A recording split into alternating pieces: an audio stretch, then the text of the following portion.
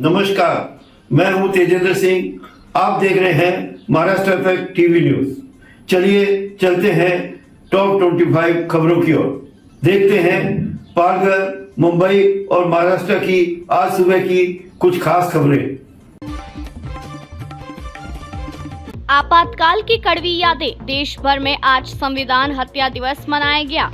जिला collector doctor Indu रानी जाखड़ की उपस्थिति में इस अवसर पर विशेष आयोजन हुआ, जिसमें लोकतंत्र की रक्षा के संकल्प दोहराए गए। निरोधात्मक कार्यवाही की जाए। जिला कलेक्टर डॉक्टर इंदु रानी जाखड़। जिला कलेक्टर डॉक्टर इंदु रानी जाखड़ ने हाल ही में निर्देश दिए कि फर्जी चिकित्सा व्यवसाय पर अंकुश लगाने के लिए निरोधात्मक कार्यवाही की जाए।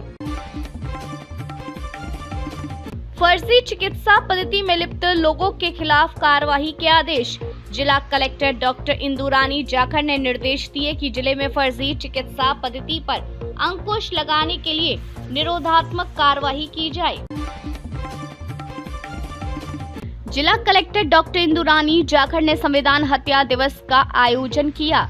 25 जून को आपातकाल की 50वीं वर्षगांठ पूरी होने के कारण 25 जून को दोपहर 12 बजे जिला कलेक्टर डॉक्टर इंदु रानी जाखड़ की उपस्थिति में जिला नियोजन भवन में संविधान हत्या दिवस का आयोजन किया गया।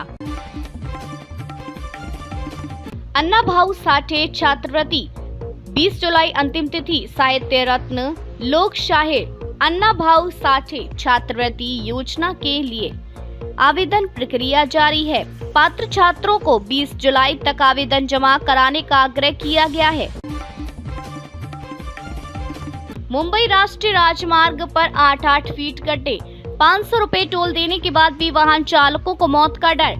कहा गडकरी जी, खाली सड़कें बनाने से कुछ नहीं होगा। पालघर के 2 व्यापारियों समेत 3 की दुर्घटना में मौत। तलासरी पुलिस ने 13 लाख रुपए की शराब जब्त की। वाड़ा तालुका में डोंगरपाड़ा के छात्रों की जान जोखिम में, न्यूज अलर्ट। अफसरों का काफिला पहुंचा। भारी पुलिस तैनाती के बीच स्थानीय लोगों ने बधुवन बंदरगाह का ड्रोन सर्वेक्षण रोका। वाड़ा भिवंडी रोड की हालत। इस रोड का जिक्र करो तो बस चालक कहते हैं कि वे ड्राइवर नहीं है। यात्रियों की कितनी बुरी हालत है। छात्रों के लिए मददगार हाथ। अग्निराव फाउंडेशन और ग्राम पंचायत की सराहनीय पहल। सामाजिक जिम्मेदारी को ध्यान में रखते हुए अग्निराव फाउंडेशन और नवी देलवाड़ी ग्राम पंचायत ने संयुक्त रूप से जिला परिषद स्कूल नवी देलवाड़ी और देलवाड़ी डिवीजन हाई स्कूल के छात्रों के लिए शैक्षणिक और स्वास्थ्य गतिविधियों को लागू किया। पहलगाम हमले को लेकर सामना में सरकार पर सवाल। हाल ही में हुए पहलगाम आतंकी हमले की जांच में जारी किए गए स्केच को लेकर विवाद खड़ा हो गया है। शिवसेना के मुख्य पत्र सामना में छपे लेख में सवाल उठाए गए हैं कि आतंकी का स्केच एकदम फिल्मी स्टाइल में कैसे बनाया गया। लेख में कहा गया कि अगर हमला हुआ तो सीसीटीवी फुटेज कहां है, और यदि स्केच सीसीटीवी से है तो दाढ़ी मूंछ वाला कैरेक्टर दिखाकर जनता को गुमराह क्यों किया जा रहा है। महाराष्ट्र में फिर बढ़ी कोरोना की रफ्तार। राज्य में बीते 24 घंटों में कोरोना के 25 नए मामले सामने आए हैं। अब तक कोरोना से मरने वालों की कुल संख्या 33 तक पहुंच चुकी है। स्वास्थ्य विभाग ने फिर से मास्क पहनने और सोशल डिस्टेंसिंग की सलाह दी है।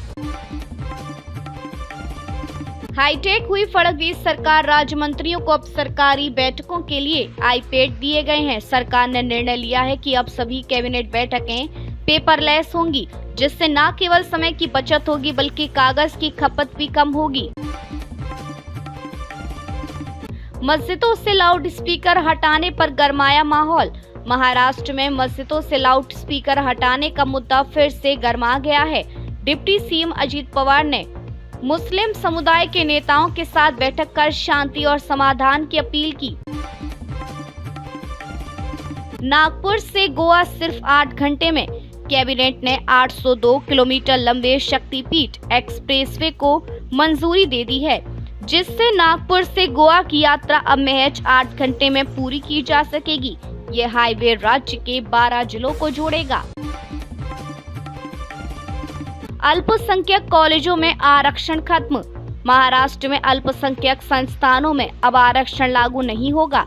शिक्षा विभाग के अनुसार पहली मेरिट लिस्ट जल्द ही जारी की जाएगी। इससे हजारों छात्रों की प्रवेश परीक्षा प्रभावित हो सकती है।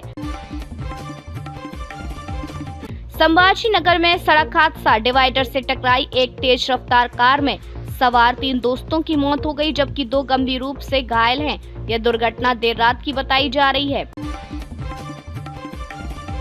गोरेगांव घोटाले में शिवसेना बैनर पर आरोपी की तस्वीर। एकनाथ शिंदे की शिवसेना द्वारा लगाए गए बैनरों पर पहुंची स्कीम आरोपी अंकित जैन की तस्वीर लगाई गई, जिसके बाद सीआईसी गलियारों में हलचल मच गई है।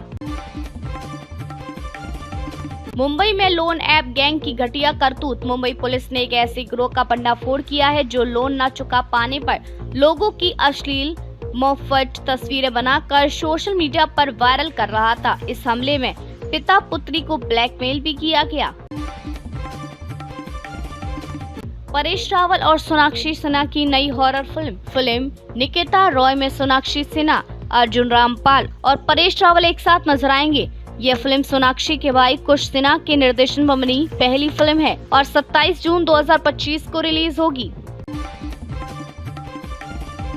मुंबई एयरपोर्ट पर पकड़ा गया म्यांमार का नागरिक। हिंदी न बोल पाने पर खुली पोल।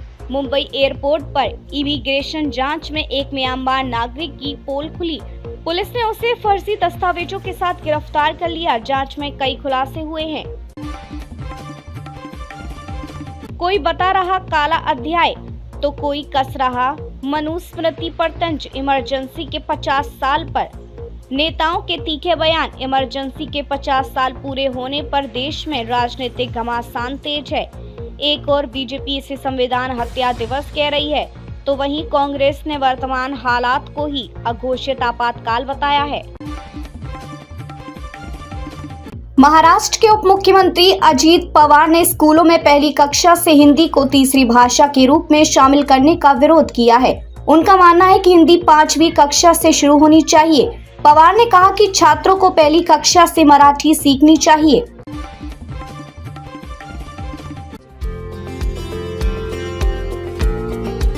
हमारे चैनल को अभी सब्सक्राइब करें और बेल आइकन दबाना न भूलें। धन्यवाद।